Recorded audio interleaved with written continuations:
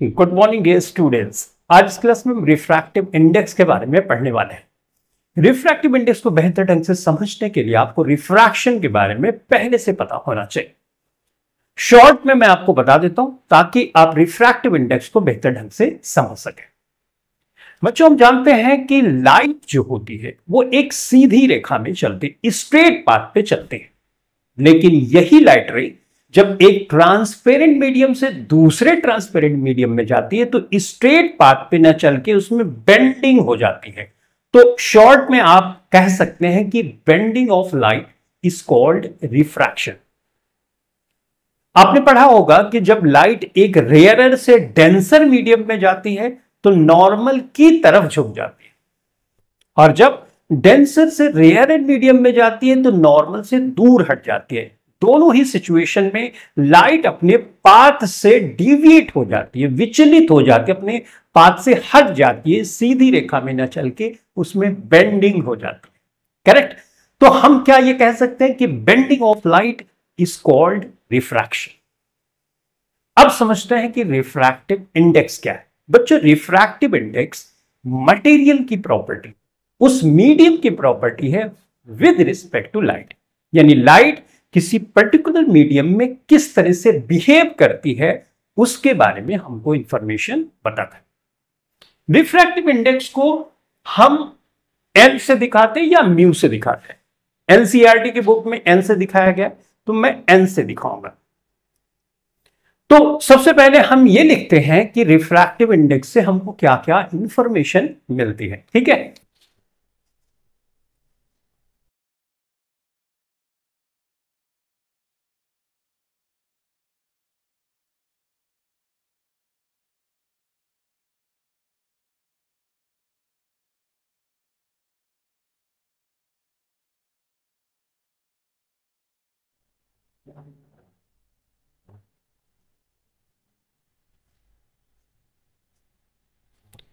तो ये तीन इंफॉर्मेशन हमको रिफ्रैक्टिव इंडेक्स बताता है कि बेंडिंग ऑफ लाइट कितनी हुई। दूसरा, जो मीडियम है, मीडियम आप समझ रहे हो, जैसे एयर एक मीडियम है, ग्लास एक मीडियम है, ऑयल एक मीडियम है, राइट? तो ये जैसे डायमंड एक मीडियम है, गैसेस एक मीडियम है, राइट? तो रिफ्रैक्टिव इंडेक्स हमको बताता है कि बेंडिंग ऑफ लाइट कितनी हुई। तो एक एक पॉइंट को अब हम समझते हैं। देखो,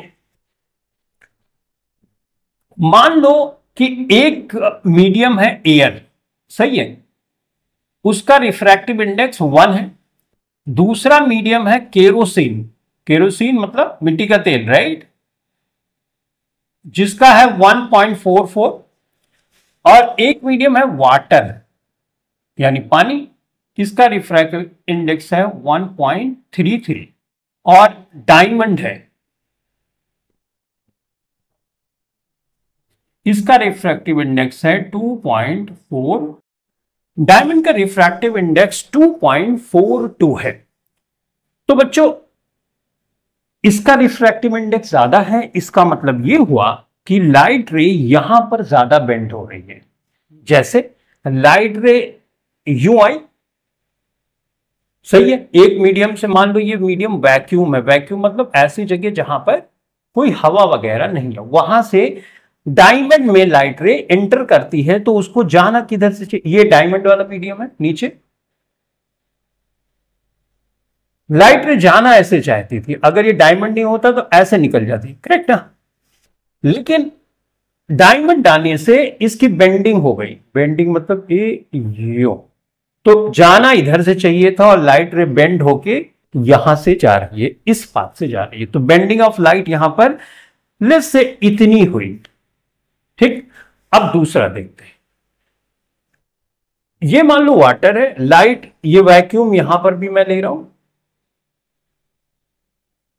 ठीक, लाइट रे को जाना इधर से, सही, लेकिन यहां पे वाटर आने की वजह से लाइट रे इस पाथ पे न जाके इस पाथ पे जा रही है, मतलब अपने पाथ से इतना ही बेंड हुई, कम बेंड हुई, यानी बेंडिंग ऑफ लाइट डायमंड में ज्यादा हो रही है और यहां पर कम हो रही है। करेक्ट ना?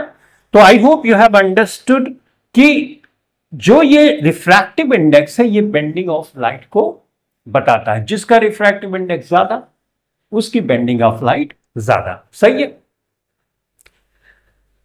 अब हम समझते हैं कि ऑप्टिकल डेंसिटी क्या होती है। बच्चों डेंसिटी तो आप जानते हो, density is equal to mass upon volume, right. जो कि किसी मास की डेंसिटी, जैसे वाटर की डेंसिटी निकालते हैं, ये जो जनरल डेंसिटी है उसकी बात हम कर रहे हैं। तो जैसे हमने किसी चीज को पानी के ऊपर रखा और वो पानी पे तैरने लगी, इसका मतलब जो चीज को हमने पानी के ऊपर रखा है वो ज्यादा, उसकी डेंसिटी पानी से कम है। अगर डेंसिटी ज्यादा होगी तो पानी में डूब जाएगी। जैसे हमने पानी में लोहे की कील डाली तो वो डूब जाएगी, इसका मतलब लोहे की कील की डेंसिटी ज्यादा है और पानी की डेंसिटी कम है। करेक्ट। तो ये जनरल डेंसिटी है, लेकिन हम यहां पर बात कर रहे हैं ऑप्टिकल डेंसिटी।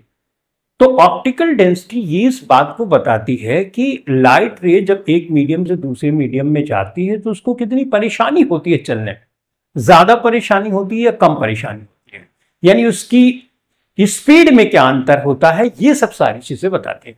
तो ऑप्टिकल डेंसिटी जो जनरल डेंसिटी होती है वो एग्जैक्टली नहीं होती। हाँ, ज्यादातर केसेस में आप ऐसा सोच सकते हो कि वाटर ज्यादा एयर से डेंसर है, राइट, ग्लास वाटर से ज्यादा डेंसर है, राइट। तो जनरल केसेस में सोच सकते हो, लेकिन कुछ चीजें अलग होती हैं। जैसे यहां पे देखो, केरोसिन की डेंसिटी, यानी ये एक ऑयल है, ऑयल को पानी के ऊपर डालोगे तो तैरने लगता है, तो हम ये कह सकते हैं कि ऑयल की डेंसिटी कम है, जबकि इसकी ऑप्टिकल डेंसिटी देखो वाटर की डेंसिटी से ज्यादा है। सही है। तो ये एनसीईआरटी बुक में लिखा भी है, तो क्वेश्चन में पूछा भी जा सकता है केरोसिन की ज्यादा डेंसिटी है कि वाटर की। आपके दिमाग में रहेगा केरोसिन तो ऊपर तैरता है, तो बोलोगे वो हल्का है, और इसकी ऑप्टिकल डेंसिटी आप कम लगा दोगे और इसकी ज्यादा, और हो जाएगा आंसर गलत। तो इस एग्जांपल को जरूर याद रखना कि ऑप्टिकल डेंसिटी जो केरोसिन की होती है वो 1.44 होती है, जबकि वाटर की 1.33 होती है। यानी केरोसिन ऑप्टिकली ज्यादा डेंसर है, यानी लाइट को केरोसिन में चलने में ज्यादा परेशानी होगी। करेक्ट ना। तो ये आपने समझ लिया। अब यानी ऑप्टिकल डेंसिटी जो जनरल डेंसिटी होती है उससे अलग होती है, लेकिन ज्यादातर केसेस में जो जनरल डेंसिटी है ना वही सोच के आप चलोगे तो कोई इश्यू नहीं।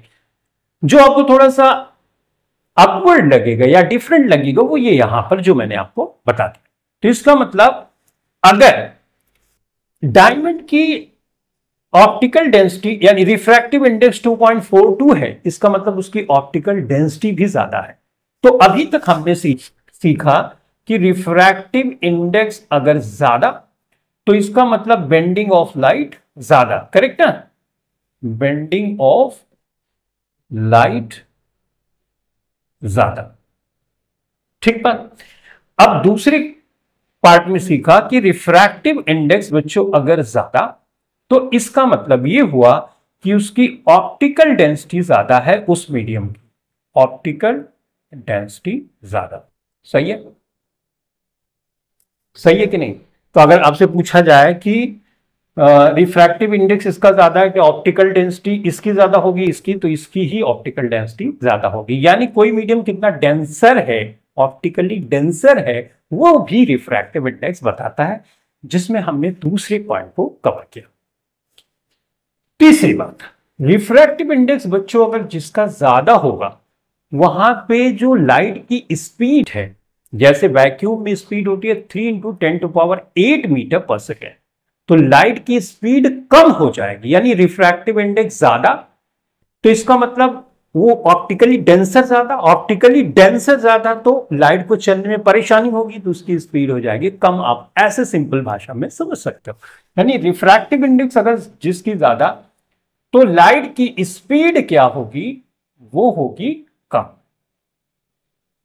लाइट की स्पीड से को वैक्यूम में हम सी से रिप्रेजेंट करते हैं, राइट, लेकिन मैं वी से दिखा रहा हूं ताकि आप बेहतर ढंग से समझ पाओ।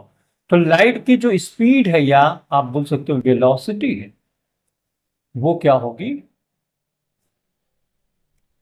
कम। यानी रिफ्रैक्टिव इंडेक्स ज्यादा तो वेलोसिटी कम। तो इसका मतलब अगर आपको रिफ्रैक्टिव इंडेक्स दे दिया जाए तो आप 3 इंफॉर्मेशन वहां पे फटाफट बता सकते हो। मैं बोलूं इसमें और इसमें कंपेयर करो, तो आप बोलोगे ये ऑप्टिकली डेंसर ज्यादा है, इसमें बेंडिंग ऑफ लाइट ज्यादा होगी, और इसकी रिफ्रैक्टिव इंडेक्स ज्यादा है तो इसमें स्पीड जो होगी लाइट की वो कम हो। तीन चीजें आपको पता चल गई रिफ्रैक्टिव इंडेक्स पता करते ही। ठीक, अब रिफ्रैक्टिव इंडेक्स को हम निकालते कैसे हैं, अब ये हम समझने वाले। तो बच्चों, एक साइंटिस्ट थे स्नेल्स, उन्होंने दिया था कि रिफ्रैक्टिव इंडेक्स को आप ऐसे निकाल सकते हो, sine i upon sine r is equal to refractive index of second medium with respect to first. इसको कैसे पढ़ते हैं ये भी बड़ा इंपॉर्टेंट है। Refractive index of second medium with respect को शॉर्ट में लिख दे, अच्छा पूरा लिख देता हूं, with respect to first medium.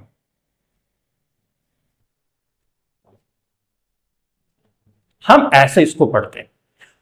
तो स्नेल्स ने बताया कि sine of angle of incidence to the sine of angle of refraction is equal to the refractive index of second medium with respect to the first medium.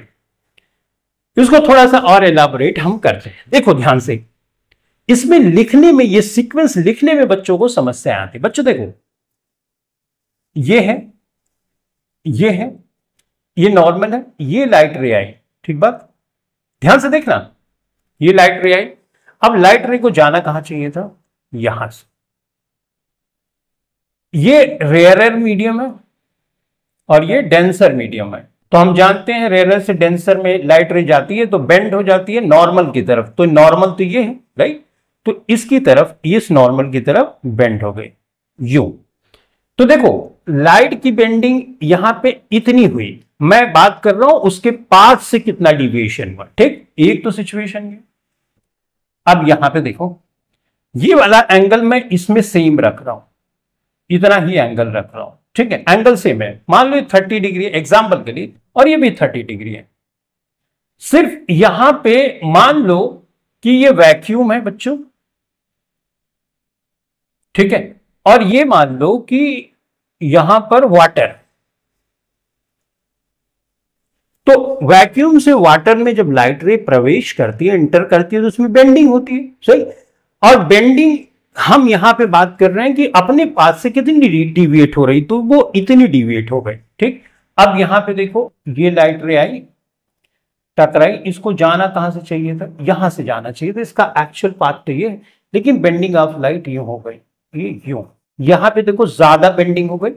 ये मान लो बच्चों ये vacuum है और ये है डायमंड है, ठीक है। तो इसमें आप देख रहे होगे कि बेंडिंग ऑफ लाइट ज्यादा हुई है, राइट। बेंडिंग ऑफ लाइट यहां पे देखो कम है और यहां पर ज्यादा है। लेकिन एक चीज आप यहां पे ऑब्जर्व कर रहे होगे, जितनी ज्यादा बेंडिंग होगी ये एंगल उतना कम हो जाएगा। नॉर्मल ज्यादा बेंडिंग होगी तो ये इधर आएगा और एंगल हो जाएगा कम, कम बेंडिंग होगी तो ये एंगल होगा ज्यादा। करेक्ट ना, इस बात को आपने नोटिस किया, यानी बेंडिंग ज्यादा होगी तो नॉर्मल से एंगल छोटा होगा। और बच्चों जब एंगल छोटा होता है, मान लो कि एंगल आर छोटा है, तो नीचे अगर छोटा है तो इसकी वैल्यू बड़ी हो जाएगी। जैसे आप 10 को 2 से डिवाइड करोगे और 10 को 5 से डिवाइड करोगे तो यहां पे आंसर आएगा 2 और यहां पे आंसर आएगा 5। यानी वैल्यू अगर यहां पे छोटी होगी तो इसकी वैल्यू बड़ी हो जाएगी, यहां बड़ी होगी तो वैल्यू छोटी हो जाएगी। उसी तरह से ये जो आर है, जिसको स्नेल ने बताया, ये आर छोटा होगा तो रिफ्रैक्टिव इंडेक्स बड़ा होगा। करेक्ट, सही है कि नहीं। इसका मतलब कि आर छोटा होगा तो रिफ्रैक्टिव इंडेक्स बड़ा होगा। इसी वजह से जब हम यहां पे आर को नीचे लिखते हैं तो रिफ्रैक्टिव इंडेक्स हम सेकंड मीडियम, यानी सेकंड मीडियम का हम रिफ्रैक्टिव इंडेक्स बता रहे हैं with respect to first medium, यानी ये उल्टा हो रहा है, राइट। तो इस पैटर्न को पकड़ना जरूरी है कि हम आर नीचे लिखते हैं तो हम बोलते हैं refractive index of second medium with respect to first, यानी इस मीडियम के रिस्पेक्ट में हम इसका रिफ्रैक्टिव इंडेक्स निकालेंगे तो हम इस तरह से लिखेंगे। ठीक है, तो आई होप आप समझ गए होंगे कि आर यहां पे नीचे क्यों है। नीचे ऊपर मैं क्यों बता रहा हूं, इसलिए क्योंकि लिखने में बच्चों को समस्याएं आती हैं और फार्मूला बार बार भूल जाते हैं। तो जब आपको ये ध्यान रहेगा कि साइन आर नीचे, इसलिए अगर ये नीचे है तो इसका मतलब रिफ्रैक्टिव इंडेक्स ज्यादा है, अगर मतलब उल्टा होगा, अगर ये कम है तो ये ज्यादा होगा, ये ज्यादा होगा तो ये कम होगा, यानी इनवर्सली प्रोपोर्शनल होगा। मीडियम के इनवर्सली प्रोपोर्शनल होता है। मीडियम अगर यहाँ पे डेंसर है तो इसका मतलब आर की वैल्यू कम है, बेंडिंग ज्यादा हुई है लेकिन आर की वैल्यू कम हुई है क्योंकि नॉर्मल के पास आ गया। अगर इस पॉइंट को आप समझ पाते हो तो आप बहुत बेहतर ढंग से इसको याद भी कर सकते हो। ठीक, अब आगे बढ़ते हैं। इस चीज को बच्चों ऐसे भी लिख सकते हैं, देखो इसका मतलब हुआ कि refractive index of second medium with respect to first medium. इस चीज को हम ऐसे भी लिख सकते हैं, रिफ्रैक्टिव इंडेक्स सेकेंड मीडियम का विद रिस्पेक्ट टू फर्स्ट। अब देखो यहां पे हमने देखा कि रिफ्रैक्टिव इंडेक्स अगर ज्यादा है तो वेलोसिटी कम होगी, राइट। तो रिफ्रैक्टिव इंडेक्स ये है तो वेलोसिटी उसके उल्टा कर दें, तो ये v2 कर दें, राइट। उल्टा का मतलब ऐसे ही लिखते हैं, n2 का मतलब वेलोसिटी उसकी उल्टी है यानी 1 अपॉन उसका इनवर्स, और यहां पे 1 अपॉन v1, सही है। अब इस चीज को अगर हम करेंगे 1 अपॉन v2 और मल्टीप्लाई में लाएगा तो ये पलट जाता है इस तरह, यानी सॉरी v1 ऊपर चला जाएगा, v2 नीचे चला आएगा। तो हमने क्या किया, n2 की जगह v1, सामने v1 कर दिया, इसकी जगह v2, यानी इनवर्सली प्रोपोर्शनल हमने कर दिया। अच्छा, एक और होता है रियल डेप्थ, बताता हूं क्या ये, real depth upon apparent depth.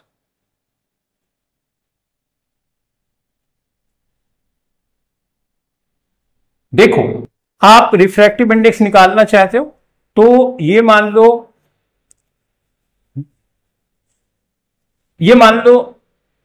यहां पर वैक्यूम है एग्जांपल के लिए, ठीक है, और यहां पर ये वाटर है, नीचे वाटर है, ठीक है। यहां पे मान लो एक फिश है, एग्जांपल के लिए यहां पे एक फिश है, इस तरह से लाइट रे यूं गई, अब डेंसर से रेयर मीडियम में जा रही है तो अवे फ्रॉम नॉर्मल हो जाएगी। इस चीज को यहां पे अगर हम पीछे मिलाएं तो फिश हमको यहां पर मालूम पड़ती है। जैसे आपने देखा होगा कि ग्लास स्लैब को लो और कहीं पे कुछ लिखा है उसके ऊपर रख दो तो वो फॉन्ट उठा हुआ महसूस होता है।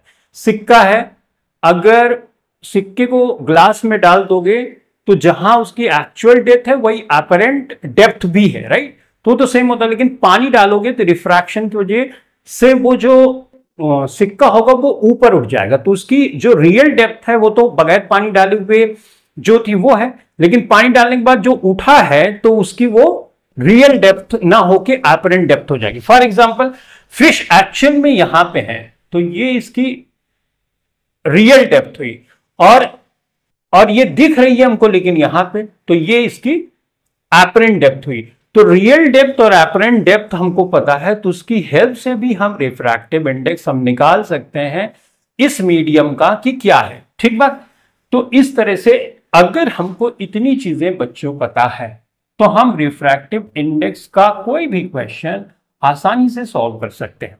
यहां पे समस्या यही होती है कि बच्चे फार्मूला भूल जाते हैं। देखो ये सेकेंड मीडियम का हम निकाल रहे हैं with respect to first medium, तो देखो फर्स्ट मीडियम यहां पे ऊपर है, करेक्ट, फर्स्ट मीडियम तो यही था, ये ऊपर है, ये नीचे, अपोजिट हो गया।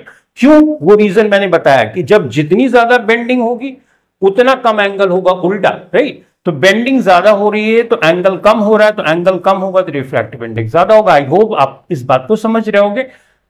अब यहां पे साइन आई साइन आर ये इस तरह से लिख दिया और इस तरह से लिख दिया और इस तरह से, तो ये फार्मूला आपको याद करके रख, ठीक है। तो आई होप ये आप समझ गए होंगे।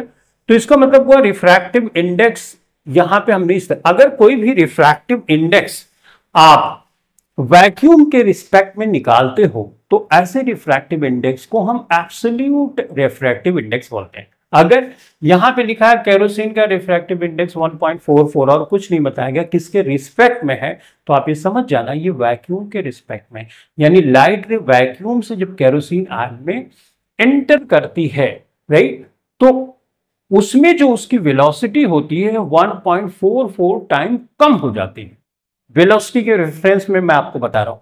यहां पे इसका मतलब हुआ कि लाइट रे अगर वैक्यूम से डायमंड में एंटर करेगी तो उसकी स्पीड 2.42 टाइम्स कम हो जाएगी, क्योंकि ज्यादा रिफ्रैक्टिव इंडेक्स है तो वेलोसिटी कम हो गई, इसलिए मैं कम बोल रहा हूं। 2.42 का मतलब होता है कि लाइट की स्पीड डायमंड में 2.4 टाइम कम हो गई। एक एग्जांपल के थ्रू समझते हैं। देखो, अगर मैं बोलूं कि जो रिफ्रैक्टिव इंडेक्स किसी मीडियम का दिया गया है, रिफ्रैक्टिव इंडेक्स निकालना, हमको वेलोसिटीज दी गई है। तो एक वेलोसिटी हमको दी गई है वैक्यूम में, जिसको वैक्यूम में स्पीड ऑफ लाइट को दिखाते हैं c से और मीडियम में v से दिखाते हैं। अब हम जानते हैं कि वैक्यूम में लाइट की जो स्पीड होती है वो 3 × 10⁸ मीटर पर सेकेंड होती है, राइट। अच्छा, मान लो कि मैं ले लेता हूं ग्लास में स्पीड होती है 2 × 10⁸ मीटर पर सेकेंड, सही है। अब मैं यहां पे निकाल रहा हूं कि refractive index of glass, right, with respect to air, सही है। तो देखो, with respect to vacuum v लिख देता हूं, चलो v लिख दो, विद रिस्पेक्ट टू वैक्यूम। तो वैक्यूम वाला हमने यहां पे, अब वैक्यूम वाला अगर वैक्यूम के रिस्पेक्ट में हम निकालते हैं ना, तो हम जनरली क्या करते हैं, उसको लिखते ही नहीं। अगर यहां पे किसी के रिस्पेक्ट में नहीं दिखाया गया तो आप ये समझ जाना कि वो वैक्यूम के रिस्पेक्ट में है। ऐसी रिफ्रैक्टिव इंडेक्स जो वैक्यूम के रिस्पेक्ट में निकाली जाती है, हम उसको बोलते हैं एब्सोल्यूट रिफ्रैक्टिव इंडेक्स। तो यहां पे एब्सोल्यूट रिफ्रैक्टिव इंडेक्स लिखा गया। तो इसको हम सॉल्व करेंगे तो बच्चों ये आ जाएगा, ये तो कैंसिल, इससे ये कैंसिल हो जाएगा, आएगा 3/2। तो यानी ग्लास का एब्सोल्यूट रिफ्रैक्टिव इंडेक्स 3/2 है। इसको और सॉल्व करोगे तो ये 1.5 आएगा। अब यहां पे आपने देखा होगा मीटर पर सेकेंड से मीटर पर सेकेंड कट गया, सही है। तो रिफ्रैक्टिव इंडेक्स पूछा जाता है, रिफ्रैक्टिव इंडेक्स की यूनिट क्या है, तो कुछ भी यूनिट नहीं। रिफ्रैक्टिव इंडेक्स एक रिलेटिव टर्म है, राइट। तो इसमें अगर आपसे पूछा जाए कि रिफ्रैक्टिव इंडेक्स का यूनिट क्या है, तो आप बोलोगे रिफ्रैक्टिव इंडेक्स की कोई यूनिट नहीं होती, ये एक रिलेटिव टर्म है, ठीक। तो 1.5, अब ग्लास का रिफ्रैक्टिव इंडेक्स आया 1.5, इसका मतलब हम कुछ नहीं बोल रहे किसके रिस्पेक्ट में, तो वैक्यूम के रिस्पेक्ट में ही बात कर रहे हैं। अब इससे क्या पता चला, इससे ये पता चला कि ये ग्लास 1.5 टाइम्स ऑप्टिकली डेंसर है कंपेयर टू वैक्यूम, और लाइट की स्पीड 1.5 टाइम कम हो जाएगी ग्लास में, राइट। ये भी हमको पता चला। अच्छा, ग्लास की ऑप्टिकल डेंसिटी भी पता चल गई, उसकी वेलोसिटी के बारे में पता चला, और ये पता हमको चला कि अगर ग्लास की ऑप्टिकल डेंसिटी ये है इसकी, तो बेंडिंग ऑफ लाइट किसमें ज्यादा हो रही है, इसमें ज्यादा हो रही है, राइट। तो आई होप अभी आप समझ गए होंगे कि ये रिफ्रैक्टिव इंडेक्स हमको क्या क्या इंफॉर्मेशन बताता है। अगर ये पैटर्न आपने पकड़ लिया तो बहुत आसानी से आप किसी भी क्वेश्चन को सॉल्व कर सकोगे। तो हमने क्या सीखा कि जो रिफ्रैक्टिव इंडेक्स होता है बच्चों, वो हमको बताता है कि बेंडिंग ऑफ लाइट कितनी अपने पास से वो कितनी डिविएट हो रही है। अच्छा, जितना ज्यादा बेंडिंग होगी साइन आर की वैल्यू उतनी कम होगी, और वो इतनी कम होगी तो रिफ्रैक्टिव इंडेक्स उतना ज्यादा आएगा, ठीक। ऑप्टिकल डेंसिटी के बारे में बताता है कि जिस मीडियम में लाइट रे एंटर कर रही है वो ऑप्टिकली कितना डेंसर है कंपेयर टू अदर मीडियम।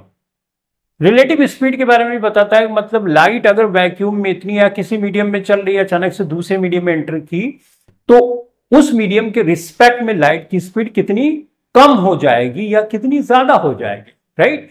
जैसे लाइट की स्पीड वैक्यूम में 3 × 10⁸ मीटर पर सेकेंड की वेलोसिटी से चलती है स्पीड लाइट, राइट। अब उससे ज्यादा तो नहीं हो सकती, लेकिन अगर दूसरे मीडियम में जैसे डायमंड में लाइट रे ने एंटर किया तो उसमें बेंडिंग ऑफ लाइट ज्यादा होगी, यानी उसकी वेलोसिटी भी कम हो जाएगी। अब उसके बाद उसने केरोसिन में अगर एंटर किया तो उसकी स्पीड इसके कंपैरिजन में तो बढ़ ही जाएगी, राइट। लेकिन वैक्यूम में एंटर किया तो इसके कंपैरिजन में वैक्यूम में बढ़ जाएगी, लेकिन वैक्यूम में मैक्सिमम 3 × 10⁸ मीटर पर सेकेंड की वेलोसिटी ही हो सकती है।